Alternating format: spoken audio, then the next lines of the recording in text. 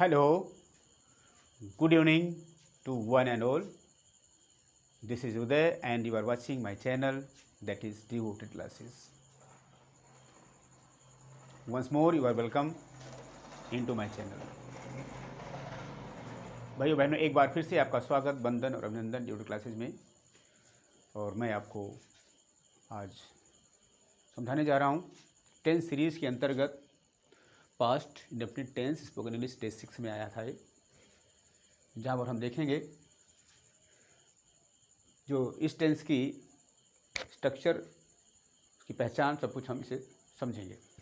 सबसे पहले यहाँ देखेंगे हेल्पिंग वर्ब इस टेंस की, तो वो है डिड। और उसके बाद इसकी जब आईडी की बात करते हैं तो आईडी का मतलब पहचान हिंदी में तो होती है ता था, ती थी, ते थे, या, ई, ए आदि लास्ट में हिंदी के सेंटेंस के आएगा। एग्जाम्पल ले सकते हैं, राम खाना खाता था, तुम गीत गाती थी, मैंने उसको अंग्रेज़ी पढ़ाया, वो अपने घर चली गई, उसने कल एक पत्र लिखा था, मैंने उसकी मदद की, सभी बच्चे अपने अपने गांव चले गए, उसने 10 वर्ष पहले एक नई कार खरीदा। इस तरह के सेंटेंस आपको देखने को मिलेंगे। और रही बात, ये सेंटेंस शो करेंगे कि कोई कार्य पास्ट टेंस में सामान्य तौर से हो गया, पास्ट टेंस में बीते समय में हो गया। और दूसरी बात, इस टेंस को शो करने के लिए यानी पास्ट इंडेफिनिट को शो करने के लिए जो हिंदी में कल, जिसको बीता हुआ कल कहते हैं, राम खाना कल नहीं खाया था, मैंने कल एक शेर देखा, या लास्ट पिछला, इसका हिंदी में अर्थ होता है मैंने पिछले सप्ताह तुम्हें अंग्रेजी पढ़ाई थी। पहले, उसने 10 वर्ष पहले एक नया मकान खरीदा, पहले के लिए गो होता है, यहाँ लास्ट के लिए प्रीवियस लास्ट होता है, और प्रीवियस वही कभी कभी प्रीवियस भी होता है, जो कि इंडायरेक्ट स्पीच में होता है यूज़ ज़्यादातर। इसके बाद some year in the past tense, past में कोई वर्ष दिया होगा, जैसे मैंने 10वीं परीक्षा 2010 में उत्तीर्ण की, उसने 2005 में एक कंपनी में काम किया था। इस तरह के सेंटेंस आपको देखने को मिलेंगे हिंदी में। अब बात करते हैं यदि हम स्ट्रक्चर की, तो स्ट्रक्चर जो आप यहाँ से है, affirmative sentence subject plus V second plus O plus O W हुआ करता है। मालूम होगा, सब्जेक्ट मतलब काम करने वाला करता, वी सेकेंड क्रिया का सेकेंड फॉर्म।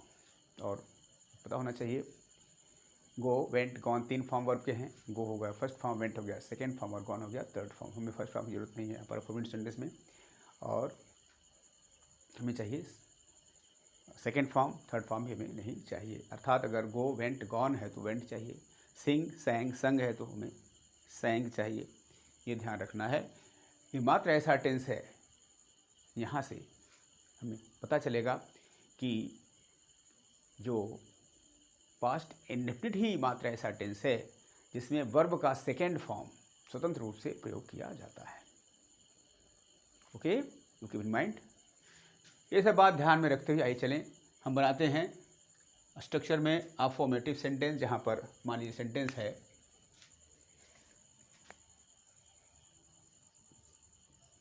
तुम कल गीत गाते थे, यही को कहा चाहो तो तुमने कल गीत गाया, इसको ऐसे भी कह सकते हैं, तुमने कल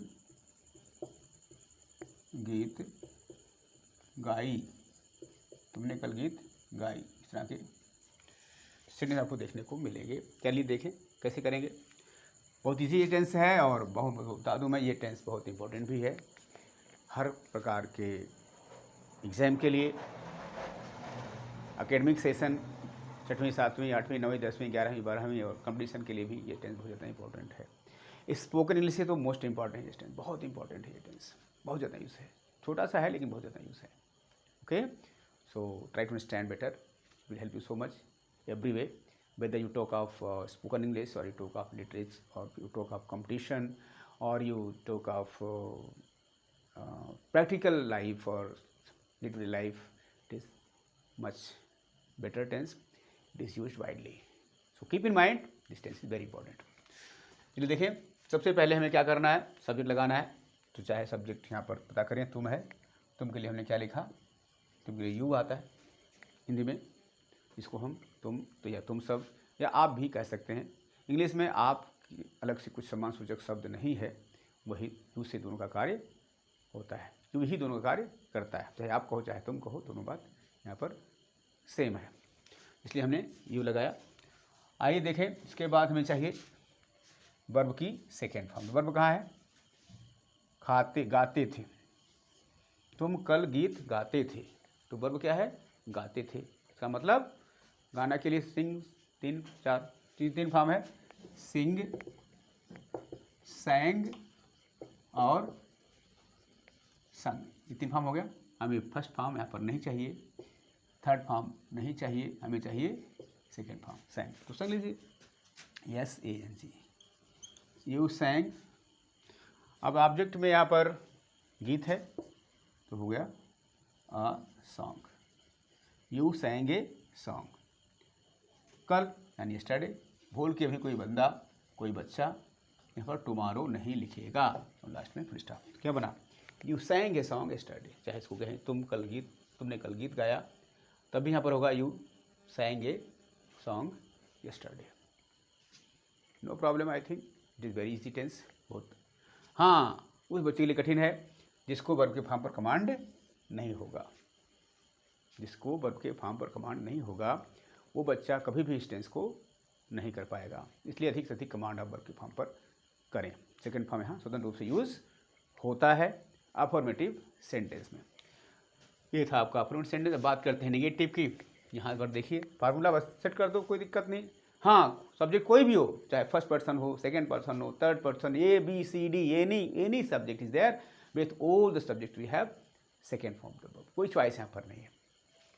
अब यहाँ डिड नॉट, नेगेटिव में क्या लगता है, डिड नॉट वर्ब के फर्स्ट फॉर्म को लगा दीजिए, इसी बना दीजिए नेगेटिव. कैसे बनेगा, you did not sing a song. Did not लगा दीजिए कहाँ पर, वर्ब के फर्स्ट फॉर्म के पहले. कहानी मतलब जो वर्ब है सैंग, उसको फर्स्ट फॉर्म में चेंज कर दीजिए और ठीक उसके पहले डिड नॉट जोड़ दीजिए. बन गया नेगेटिव सेंटेंस.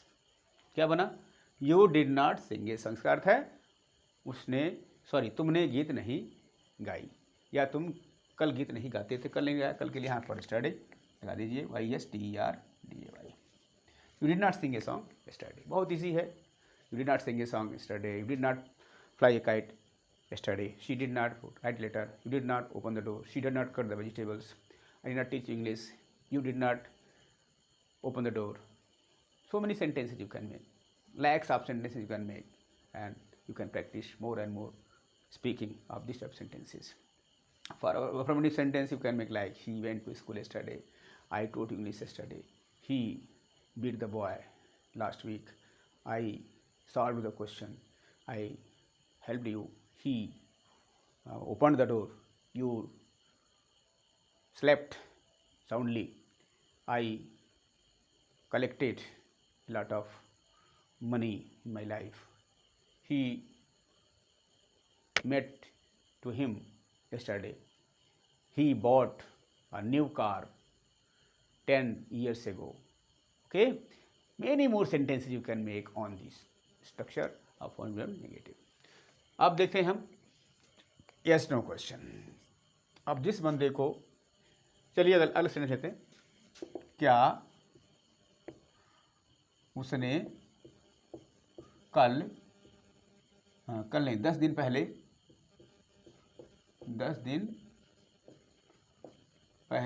एक सांप देखा. क्या उसने 10 दिन पहले एक सांप देखा. कुछ नहीं करना है. जो क्या के लिए अलग से वाट नहीं लिखना. अगर वाट लिखें तो आपकी बात लग जाएगी साहब. वाट नहीं लिखना. इस क्या के लिए अलग से हमें कुछ नहीं लिखना. केवल जो हेल्पिंग वर्ब आप देख रहे थे वही शुरू में लग गई है. यहाँ डिड शुरू में लगा दीजिए. सब्जेक्ट लिखिए, उसके बाद उसने के लिए यहाँ ही लिखेंगे या हर भी हो सकता है। ने मतलब सब्जेक्ट बताया था, ने जब है आया हुआ किसी वर्ड के पहले कि लास्ट में, इसका मतलब वो सब्जेक्ट को शो कर रहा है, उसे मतलब वह हुआ। डिड ही क्या था, अब सही हो को आपको वर्ब, वर्ब क्या है, डिड ही एक सांप देखा, सांप देखा, देखना यानी सी होगा वर्ब का first form, did he see. अब उसके बाद ऑब्जेक्ट में a snake, did he see a snake 10 दिन पहले, 10 days ago। लास्ट में उसमें did he see a snake yesterday, sorry did he see a snake 10 days ago। कुछ नहीं दिक्कत है इसमें, डिड शुरू में कर देना है, सारा पीछे का रूल लगा दीजिए, फटाफट काम हो जाएगा, कोई दिक्कत नहीं। ध्यान रखिएगा, जहाँ एक बार डिड आ गया तो वर्ब हमेशा फर्स्ट फॉर्म में रहेगी। कुछ महान विद्यार्थी हैं जो डिड भी लगाते हैं और वर्ब को सेकंड फॉर्म में भी लिखते हैं, ऐसे ही did not open the door, you did not solved the problem, I did not gave you a pen, ऐसे करते हैं महान विद्यार्थी। कई महान विद्यार्थी ऐसे भी हैं जो ऐसा करते हैं, ऐसी गलती न करें, सावधानी हटी दुर्घटना घटी। Okay, so be careful, never use did plus V second, whenever did comes you have V first, क्रिया का प्रथम रूप होगा अगर डिड लग गया तो, so keep in mind.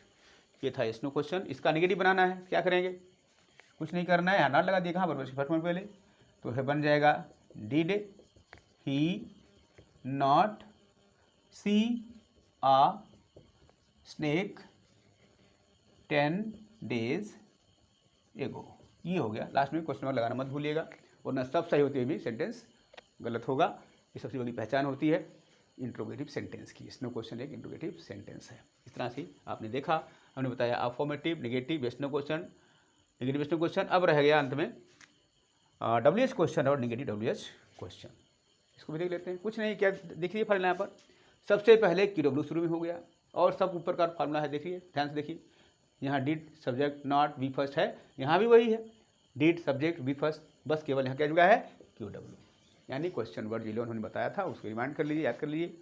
Y, when, how, why, who, whose, what, which, how many, how much, ये सारे क्वेश्चन वर्ड आपके हमेशा आपके फिंगरप्रिंट पर होने चाहिए।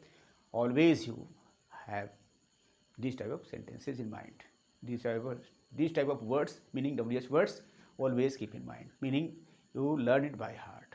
ओके, तो शुरू में करना है इसी को, सेंटेंस हम अलग लेंगे, जैसे रमेश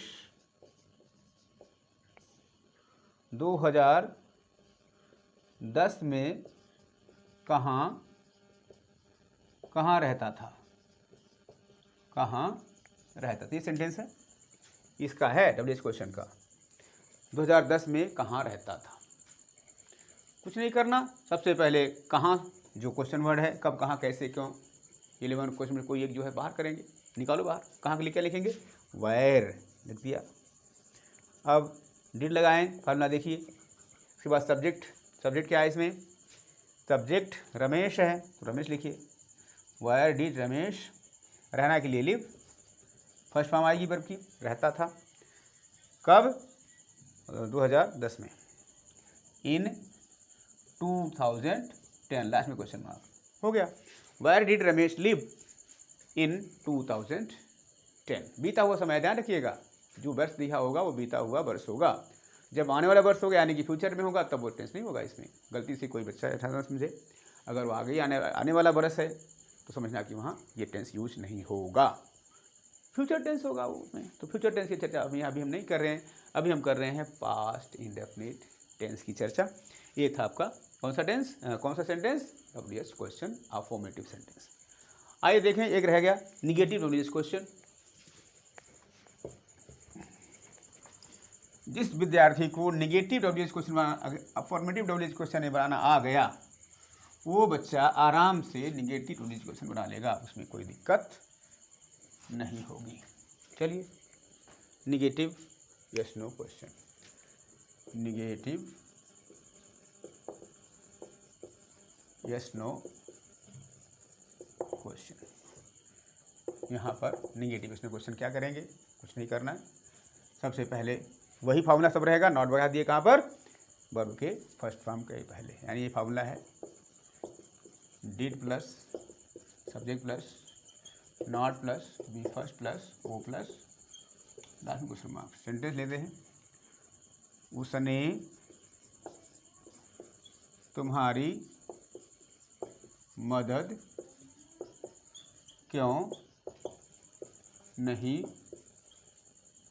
किया, तो तुम्हारी मदद क्यों नहीं किया, ये सेंटेंस है, इसे आपको बनाना है। कुछ नहीं करना, क्यों कब कहाँ कैसे शुरू में बीच में है, जो शुरू में करें, क्यों के लिए क्या होता है वाई। अब देखिए फॉर्मूला, डिड लगाइए सब्जेक्ट के अनुसार, फिर क्या है तुम्हारी मदद, यहाँ पर तुम्हारी मदद का मतलब यहाँ पर तुम्हारी मतलब यहाँ पर सब्जेक्ट है, कई गलती यहाँ कन्फ्यूज होते हैं, उसको समझते हैं ऑब्जेक्ट। तो तुम्हारी मतलब पश्चिम केस का हो गया ना, तो ऐसे नहीं करें, यहाँ वास्तव में सेंस देखना है, यहाँ सब्जेक्ट का सेंस है, लग रहा है कि वो पश्चिम केस में है लेकिन वो सेंस क्या दे रहा है सब्जेक्ट का, इसलिए वाई डिड यू यहाँ लगाएंगे तुम्हारी के लिए। उसके बाद नॉट वर्ब की फर्स्ट फॉर्म क्या है हेल्प, मदद करने के लिए हेल्प होता है, ऑब्जेक्ट है यू, लास्ट में क्वेश्चन मार्क। क्या बन गया why did you not help,